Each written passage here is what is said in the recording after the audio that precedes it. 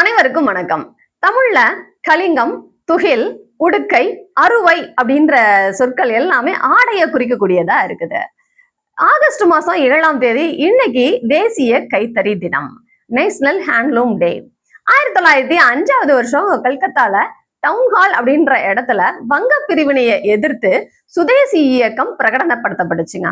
அப்படியே அந்த சுதேசி இயக்கத்தினுடைய முக்கியமான நோக்கமே என்ன அப்படின்னா, வெளிநாட்டு பொருட்களை பயன்படுத்துறத முற்றிலுமா அப்படியே தவிர்த்துட்டு நம்ம நாட்டுல தயாரிக்கக்கூடிய பொருட்களை, உள்நாட்டு பொருட்களை அதிகமா பயன்படுத்தணும் அப்படின்றதான் இதனுடைய முக்கியமான நோக்கமா இருந்துச்சு.